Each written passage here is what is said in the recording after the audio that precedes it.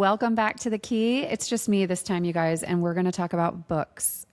I actually just recently started a book club with a business partner, a lender of mine who I just really have loved getting to know.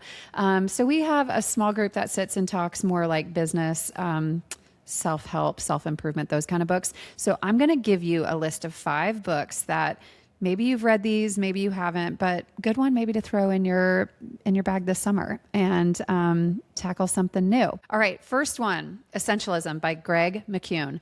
Listen, this one, it is not long and I loved it. I think some of it is just tactile, like the way that he actually has the book laid out. I just loved sometimes the fonts changed. Sometimes he had like an illustration. So from like a visual standpoint, I absolutely loved it. But this is definitely like a self-improvement kind of book.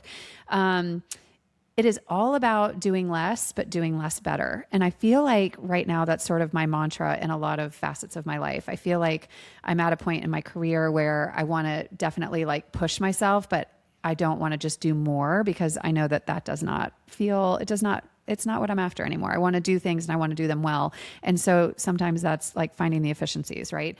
So this one is a great reset if you feel like you're just constantly busy, but you're not really focused on the right thing. Maybe you're busy, but you're not doing things that actually move the needle. So if you feel like this is striking a chord, this is like about clarity and boundaries and getting really ruthless about what probably matters most.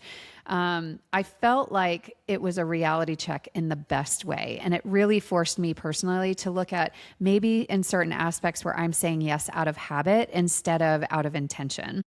So if you are maybe in a busy season of your life or business, this book is either going to really calm you down or it's going to call you out a little. And I had a little bit of both happen to me when I read it. My biggest takeaway for me personally was just because you can do something doesn't mean you should. So that's Essentialism. Check it out. The second one I want to suggest is one I literally just finished. I'm going to be talking about this with a small group later today. Is called The Slight Edge by Jeff Olson. This is a book I would say way more about mindset. Definitely, I would say if you're in business, it's great. But when I was reading it, I even thought like my boys should read this. They're both teenagers. And I just think it is basic, really basic tactics that we can do on pretty small scale that end up, if you do them consistently, it makes a big impact. So this is just a mindset book. And honestly, it sneaks up on you. Small, consistent actions that compound over time. It's not flashy, but I think that's his point. And it is a reminder that success, whatever we all look at as success, it's not dramatic. It's something that happens slow over time, and it's all about discipline.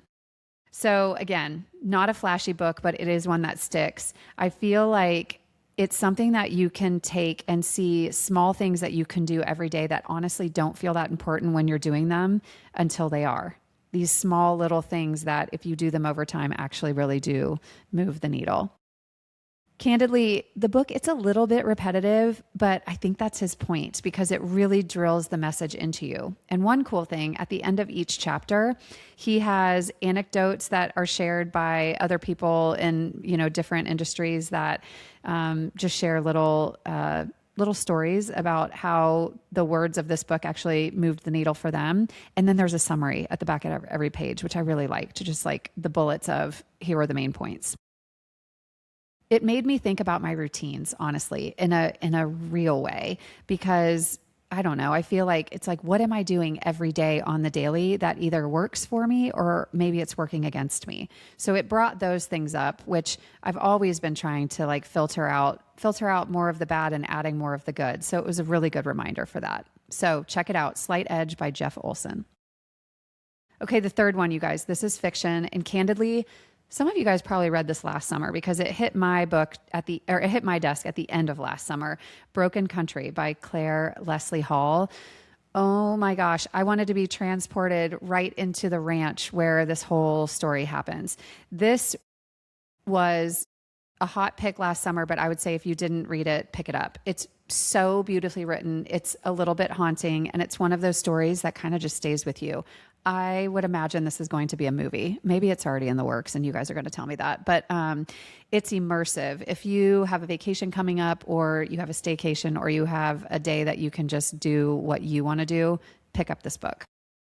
It pulls you in the way that's written. You just literally feel transported to exactly where the setting is. And it's moody, it's emotional. It's not a light read. It's pretty deep, but it's really good. I found myself thinking about it even when I wasn't reading it.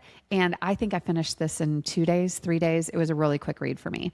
It's perfect for something that feels a little bit more elevated than just the typical beach read. So Broken Country, try that one.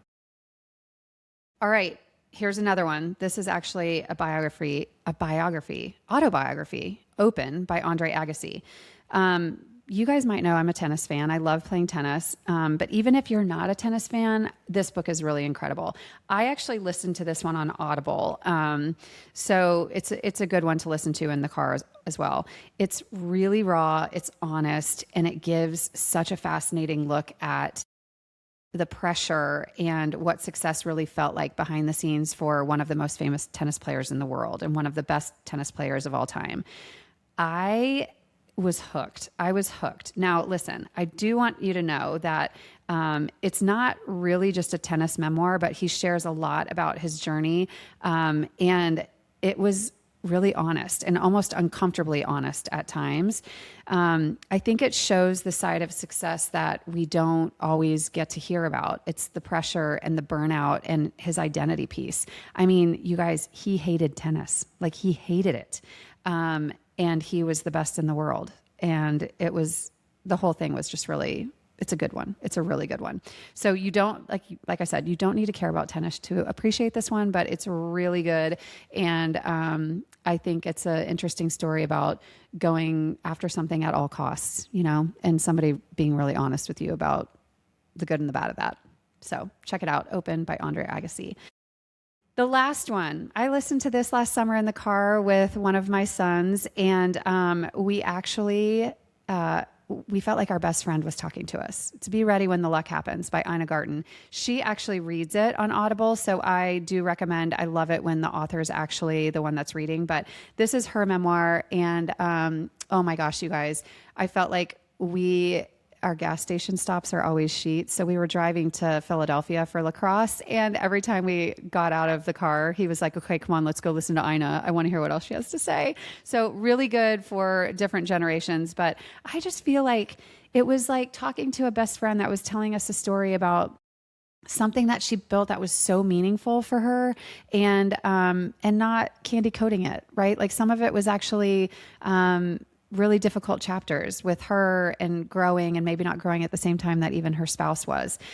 So I feel like it's part memoir, part business wisdom, and just really, really grounding, especially if you're working on something of your own that's like really important to you and that maybe not everybody understands the ins and outs of. So this one just struck me as warm, reassuring, truly like you're getting advice from a really good friend who's done everything right, who doesn't need a friend like that. She was really honest about timing and about patience and building something slowly. Kind of ties back into another one of the books that I mentioned. Really great things like success. It doesn't happen overnight. We all know that. So she shares that part of this story as well. It's not overly polished, and I loved that because I feel like I could just listen to her read anything, honestly. She's so great. But again, just very real and very grounded.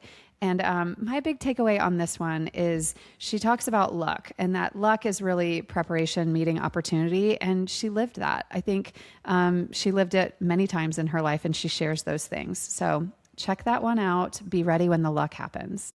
So whether you want to feel inspired or entertained or just slightly more put together heading into the summer, start with one of these. And if you read any of them, I hope you let me know. I do have 2 coming up on my list. I have Atmosphere by Taylor Jenkins Reid. I love everything she's written, and I've got that one on my desk, so I need to read that. And then also The Correspondent. I know some of you guys told me to read The Correspondent last summer, and I didn't get to it. So it's 2026 for The Correspondent for me. So share with me what you're reading and let me know if you've read any of these and what you think. As always, you guys, thank you so much for tuning in. New episodes drop every Tuesday. Please, please, please subscribe and share with a friend so you don't miss the next conversation. I'm excited to be on this journey with you. And until next time, remember, the key is in the details, and the journey, it's just as important as the destination.